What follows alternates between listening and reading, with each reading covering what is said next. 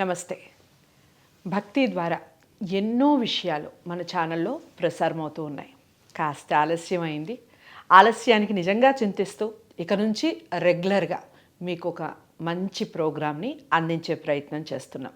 మంచి అనే దాంట్లో చాలా అర్థాలు ఉంటాయి. కొంతమంది వ్యక్తుల్ని చూసినప్పుడు, వాళ్ళని కలిసినప్పుడు, వాళ్ళతో మాట్లాడినప్పుడు కలిగే అనుభూతి వర్ణనాతీతం. అలాంటి వ్యక్తే ఈరోజు స్టూడియోలో ఉన్నారు నాతో పాటు. బ్రహ్మశ్రీ సిస్లా జయశంకర్ గారు, హన్మద్ శ్రీ విద్యా ఉపాసకులు. సో తన్నడిగి కొన్ని విషయాలు తెలుసుకునే ప్రయత్నం చేద్దాం. నిత్యం మన జీవితంలో జరిగే కొన్ని మార్పులు, కారణాలు, అసలు ఎందుకు జరుగుతూ ఉంటాయి ఇలాంటివి అనేవి ధర్మ సందేహాల రూపంలో నేను అడిగే ప్రయత్నం చేస్తాను. ఇంకా మీకు ఇలాంటి ధర్మ సందేహాలు ఏవైనా ఉన్నా, లేదా మీరు ఏదైనా కనుక్కోవాలి అనుకున్నా, ఇదంతా కాదు మేము గురువుగారినే కలవాలి అనుకుంటున్నాం, ఆయనతో ప్రత్యక్షంగా మాట్లాడాలి అనుకుంటున్నాం అనుకునేవారు ఎవరైనా ఉన్నా స్క్రీన్ మీద కనపడే నెంబర్కి కాల్ చేయొచ్చు, లేదా కామెంట్ బాక్స్లో తెలియచేయచ్చు. నమస్కారం గురువుగారు. గురువుగారు, మొట్టమొదటి ప్రశ్న, చాలా వరకు అందరూ కూడా అనుకునే ఒక విషయం ఏంటంటే, నాకే ఎందుకు ఇన్ని కష్టాలు, నాకే ఎందుకు వస్తున్నాయి ఇన్ని కష్టాలు అనుకుంటారు. ఎవరికి వారు వాళ్ళ కష్టాలని చాలా పెద్దదిగా చేసుకొని ఆలోచిస్తూ ఉంటారు, చూస్తూ ఉంటారు. కొంతమందికి ఏమిటి అంటే, ఒక కష్టం పోగానే ఇది తీరిపోయిందిలే, ఇది ఇంకా దీని నుంచి బయటపడ్డాం అనగానే రేపొద్దున మరొకటి మొదలవుతూ ఉంటుంది. కారణం ఏంటంటారు? దానికి ఏదైనా రెమెడీ? ఏదైనా సరే జాతకం ప్రకారమే జరుగుతాయండి అన్నీ. ఓకే. మన గ్రహస్థితిని బట్టే జరుగుతాయి. ఇది ఫస్ట్ ప్రాథమికంగా మన జాతకం ప్రకారమే జరుగుతుంది. తర్వాత మనం ఉండే ఇల్లు కూడా ప్రభావం చూపిస్తుంది. మనం ఏ ఇంట్లో ఉంటున్నామో ఆ ఇంట్లో ఉండే వాస్తు దోషాలు ఈ రకమైన పరిస్థితులు కారణమవుతాయి. అంటే దిశన్నా బాగుండాలి, దశన్నా బాగుండాలి. అప్పుడు ఏదో ఒకటి కాపాడుతుంది. జాతకము బాగాలేక మనం ఉండే ఇల్లు కూడా బాగాలేకపోతే ఆ కష్టాలు, ఆ వ్యక్తి పడే కష్టాలు వర్ణనాతీతం అన్నమాట. అది వర్ణించలే, మనం అనుభవించేవాడికే తెలుస్తుంది. చాలామంది అనుకుంటారు మేము పడే కష్టాలు మీకేం తెలుసు అని అనుకుంటాం. అవును. అయితే ఏంటంటే ఇక్కడ గమనించాల్సింది ఏంటంటే, భగవంతుడు మనకి ఏ విధంగా మేలు చేస్తున్నాడో కూడా కొంచెం మనం ఆలోచిస్తే మనకు తెలుస్తుంది. ఎన్ని కష్టాలు పడుతున్న వాళ్ళకైనా ఏ విధంగా మనకు మేలు చేస్తున్నాడు, ఏ విధంగా మిగతా వాళ్ళకన్నా మనం మెరుగైన స్థానంలో, మెరుగైన పరిస్థితిలో ఉన్నాం అని ఆలోచించుకోవాలి. అంటే ఇంకా ఏదో కావాలని పక్క వాళ్ళతో పోల్చుకొని మనకే కష్టాలు ఉన్నాయని మనం అనుకుంటాం. న్యూయార్క్లో ఒక సెమినార్ జరిగింది. ఈ సెమినార్లో అంటే అందరూ ఇలాంటి వాళ్ళే, నాకే ఎక్కువ కష్టం, నా కష్టమే చాలా పెద్దది, నీకేం తెలుసు నా బాధ అని అనుకునే వాళ్ళందరినీ ఒక చోట సమావేశపరిచి ఓ మీటింగ్ జరిగింది. అప్పుడు అక్కడ జరిగిన సెమినార్ని కండక్ట్ చేసిన ఎవరైతే పాజిటివ్ యాటిట్యూడ్ని మనుషుల్లో నింపడానికి, కష్టాల్లోంచి ఎలా గట్టెక్కాలని మనుషులకి నేర్పించడానికి, అంటే మన వ్యక్తిత్వ వికాసానికి స్పీచ్ ఎవరైతే అక్కడ నేర్పించారన్నాడో ఆయన అన్నాడు, చూడండి మీరందరూ కూడా ఎవరి కష్టం వాళ్ళు, మా కష్టమే పెద్దదని మీరు అనుకుంటున్నారు. మీరందరి ముందు మీ దగ్గర మీరు కూర్చున్న సీట్ దగ్గర ఒక పెన్ను పేపరు ఉంది. ఈ పేపర్ మీద మీ కష్టం ఏంటో రాయండి. రాసేసి మడత పెట్టి నేను ఇక్కడ బాక్స్ పెట్టాను, అందరూ ఇందులో వేయండి. మీ కష్టాన్ని తీసుకొచ్చి అందులో వేసేయండి. ఏమేమి ఉందో ఎన్నెన్నో ఉండేనండి, అన్ని 1 2 3 4 5 ఎన్ని 10 కష్టాలు ఉండేవండి. ఆ 10 అందులో రాసి అందులో వేసేయండి. ఓకే. ఆ సెమినార్లో సుమారుగా 3000 మంది ఉన్నారు. సో అందరూ వాళ్ళ కష్టాలు రాసి ఆ బాక్స్లో 3000 చిట్టీలు ఒక బాక్స్లో వేసారు.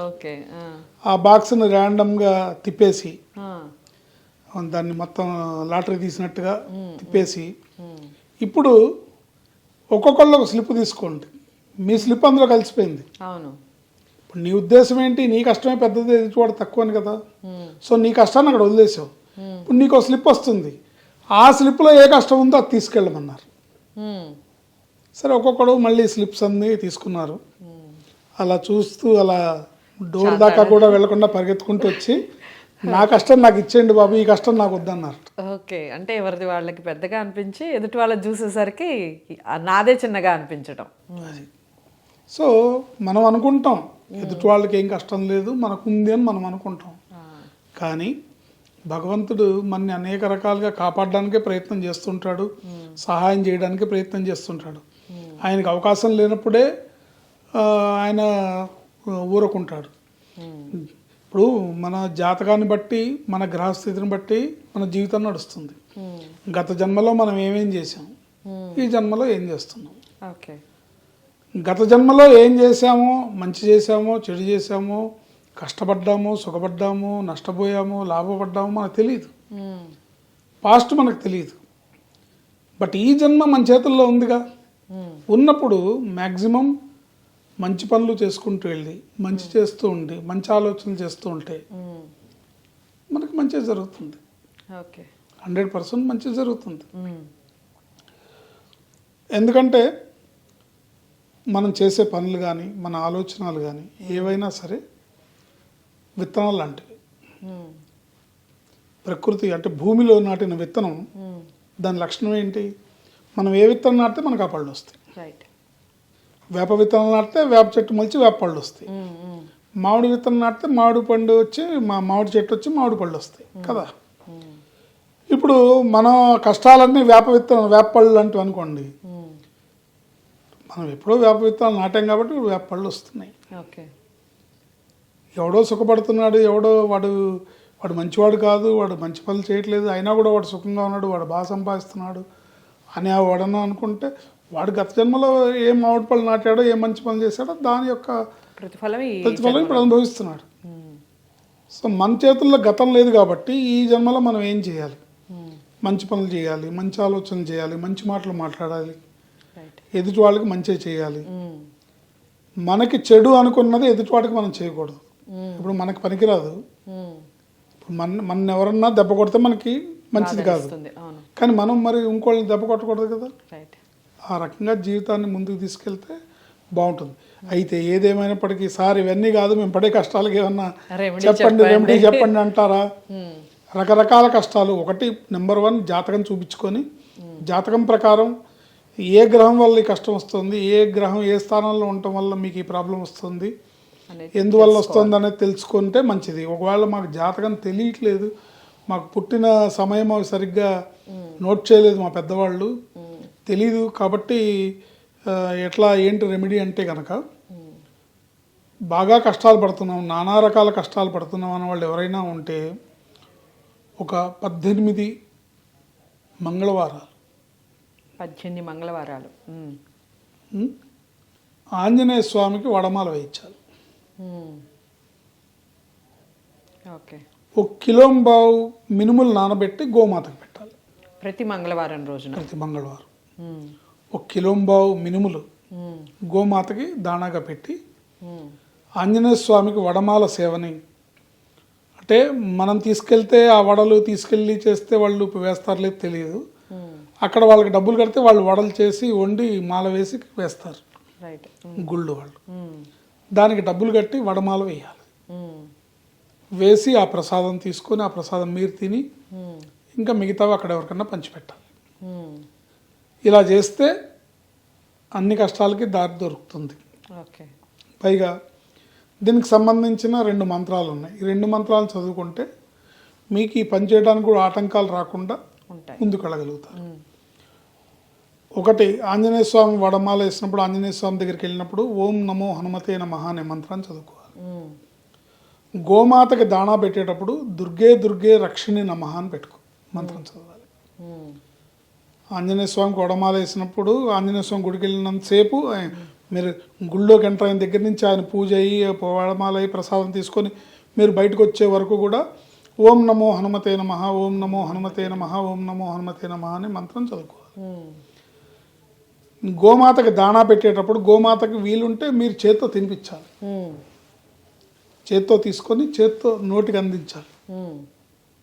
దుర్గే దుర్గే రక్షిణి నమః, దుర్గే దుర్గే రక్షిణి నమః ఈ మంత్రాన్ని చేసుకుంటూ ఇలా 18 వారాలు చేస్తే, 18 మంగళవారాలు చేస్తే ఎటువంటి కష్టానికైనా పరిష్కారం దొరుకుతుంది. రైట్. చాలా అంటే చాలా చక్కటి పరిష్కారం చెప్పారు. మనకి చాలా ధైర్యం రావాలి అంటే మనం మామూలుగా అనుకునేది, మొక్కేది, మనం వెళ్ళేది ఆంజనేయ స్వామి దగ్గరికి. ఆంజనేయ స్వామికి సంబంధించిన మంత్రాన్ని చెప్పారు. అలాగే గోమాత ఈ ప్రపంచాన్ని ఏలేది, ఈ ప్రపంచంలో ఏదైనా మనకి మనం చేయాల్సిన సేవ ప్రత్యక్షంగా ప్రాణికి అంటే బ్రతుకున్న ప్రాణికి, కనపడే ప్రాణికి చేసే సేవ ఏదైనా ఉందంటే భగవత్ సమానంగా అది గోమాతే.